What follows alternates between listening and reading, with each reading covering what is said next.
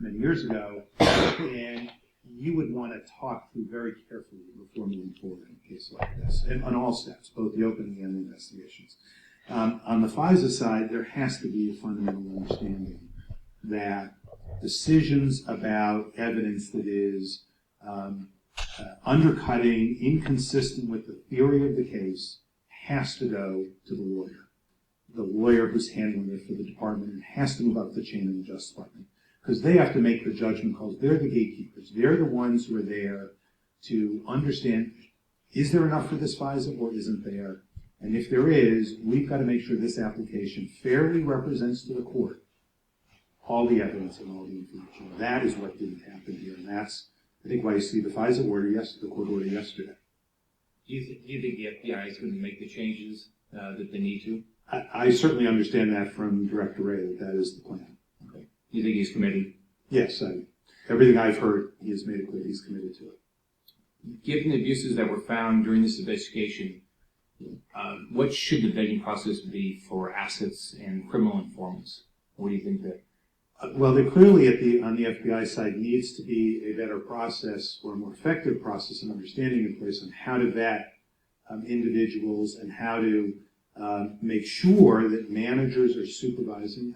And the reason we made the referrals for accountability to supervisors is this is not only a failure of the line agents, this is a failure of management from the first level all the way up to ensure hard questions are being asked. When you're running something like this, you've got to ask insightful, targeted questions. You've got to know the answers, and you've got to make sure that managers understand what their responsibilities are. So on the easier end is training. On the harder end is making people realize that they can't be making all these discretionary judgments for themselves. Other people need to know that. To your understanding, was Christopher Steele ever polygraphed? I don't believe we saw any evidence of that. Does that surprise you? I probably want to talk further with my team about making sure I understand what the rules are at the FBI in terms of doing it, but you could see, presuming it's within the rules at the Bureau to do that, it's a certainly reasonable question to ask. So when the FBI finds an asset that they determine not to be credible, what should they be doing? Well, they should cut that person off as a confidential human source. Do they have an obligation to go back and tell everybody that was providing information based on that now not credible source that they were wrong? They have an obligation to close the person, put it in what's called the Delta file, so it's in the FBI system, so that every single person who's relied on that informant can see that information. It's one of the criticisms we have here is that not all information went into the Delta system as they were learning information about Mr. Steele.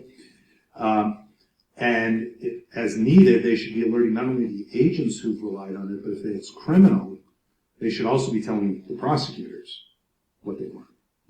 Thank you. Thank you. Senator Hassan, thank you again for letting me go. My pleasure. Thank you, Inspector General Horowitz, for being here. I'm grateful to the chairman and the ranking member for having this hearing. And Mr. Horowitz, I also just wanted to thank your team for all of their extraordinary hard work, because I think the role of Inspector General is incredibly important. So let me just start with a couple of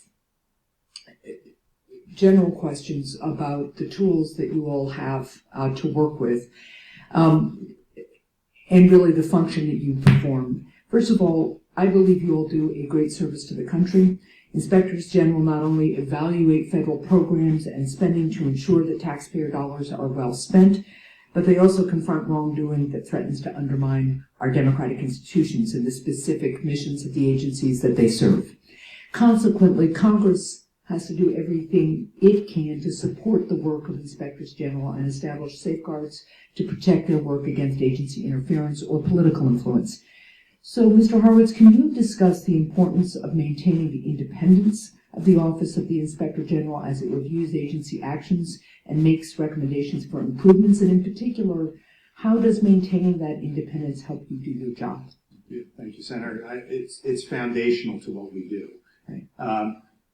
This report has credibility because the folks who work on it behind me and who've worked on other reports go at it in just the down the middle of the road way, completely independent.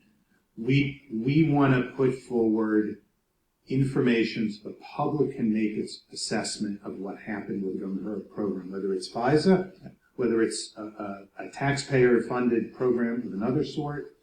But we're all about transparency, putting information out there, and not being swayed by what maybe the FBI or the Justice Department leadership want to see happen or want to see a particular outcome. We've got to be completely independent of that, be able to lay out what we think. The Attorney General disagrees with our finding on predication. That's fine. I didn't take this job to always agree with the leadership of the Justice Department. That's not what this job's about. And that has to be built into the system, and there's got to be respectful disagreements. Right. There's got to be that ability to have disagreements. Great. Well, thank you for articulating that so well. It's something I think we need to stay focused on. And now let's get to a couple of the tools that I'd like to ask you about. The Inspector General Act gives IGs numerous tools to conduct their evaluations, audits, and investigations in a thorough and objective way. However, additional tools may be required to adequately perform what's really important work. One of these additional tools is the ability of the IG to subpoena witnesses who operate outside of the agency or its programs, including former federal employees. How would the ability to compel testimony from these witnesses enhance the investigative capabilities of the IG community? So it's a critical tool that we've advocated for many years. This committee has been very supportive of us getting it. So, as an example, in this review, we had two witnesses who would not speak with us, Mr. Simpson, Mr. Weiner, and we had no ability to get their testimony. Most importantly also, though, partly the reason this took 18, 19 months is because many witnesses initially declined to speak to us, and only towards the end of the investigation, re-engaged and said now they were interested in speaking with us. We weren't going to turn down their testimony. Right. That required us to extend our timing. So having subpoenas not only would have allowed us to get evidence we didn't get, right, but it would have allowed us to move this more rapidly to a conclusion. Very importantly, on programs that cost the taxpayers money. Yeah.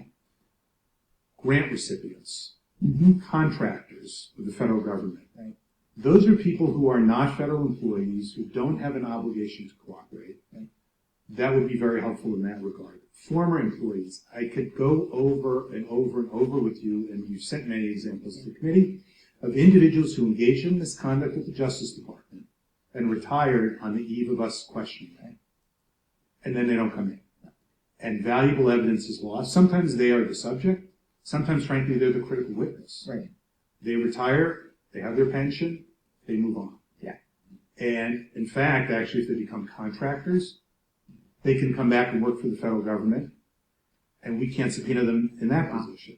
Okay. So there's a lot of reasons why that's a very important provision. And by the way, the Defense Department IG has that authority. Okay. And it's been used very sparingly in all the years, because when you have the authority, people work out a voluntary arrangement to come to the time. Right, of course.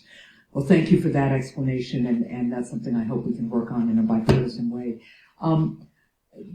Another one of the tools that could aid your office in particular is the ability to investigate misconduct of Department of Justice attorneys. Can you provide us with more background on why this particular policy is in place and whether, in your view, it's an appropriate exception to your authority? Absolutely. Thank you for asking about that. So this has been something we've advocated for 30 years, since we came into existence in 1988. The deal that was struck in 1988 that allowed the Justice Department to have an IG with the Attorney General at the time was to carve out lawyers, and actually at the time to carve out the FBI and the DEA from oversight by the independent Inspector General. So when we started, we largely oversaw the Immigration and Naturalization Service, which was at the department at the time, and a few other entities. In 2001, at the time it was within the discretion of the Attorney General to change that, Attorney General Ashcroft, after the Aldrich Ames scandal, gave us authority over the FBI and DEA. Congress legislated that a year later. Lawyers continue to be carved out. the discretion to change that is no longer with the Attorney General. It's Congress that would have to change the law. We're the only Inspector General office that I'm aware of that doesn't have authority over misconduct by any employee in the agency they oversee. And so if the misconduct is by the line prosecutor in a courtroom, prosecuting someone criminally, to the Attorney General, we don't have the authority to look at that. That goes to the Office of Professional Responsibility, which doesn't have the statutorily protected independence and transparency that we have.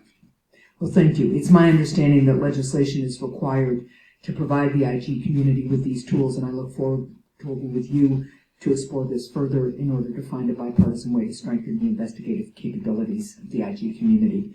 You really do important work, and we're very grateful. Thank you. Thank you, Senator. And I'll just add on that OPR bill, on Yeah. the Office of Professional Responsibility and our ability to oversee prosecutors. The House has passed the bill, voice vote, bipartisan, unanimous. Senator Lee has a bill pending in the Senate with bipartisan co-sponsorship. And I know this committee has cared deeply about it and look forward to working with you on it. Okay. Well, thank you, and thank you, Mr. Chair. Senator Hawley.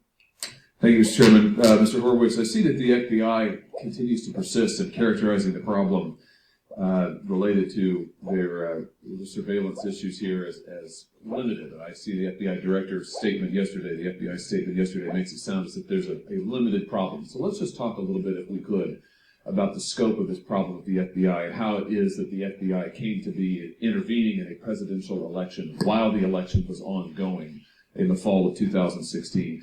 First, let me just ask you, when it comes to Phiza warrants, surveillance warrants, are the targets of those warrants given an opportunity to defend themselves in court at the time the warrant is sought? No. So the court relies on who to establish the facts? The FBI and the Justice Department. So there's nobody there to contest the facts, and the court only hears from one side. Is that correct? Is it normal, in your experience, your knowledge, for the FBI to use as the principal basis for a surveillance warrant political opposition research paid for by a major political party?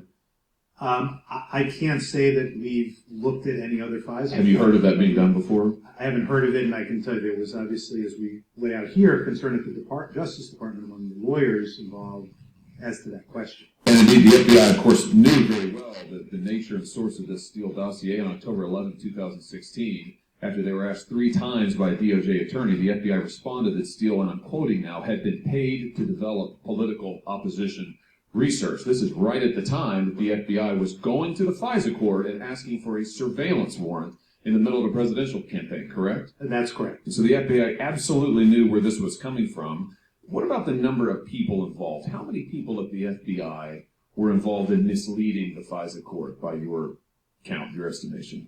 We don't have a precise number of exactly who knew what when, but there were 4 different Phizas.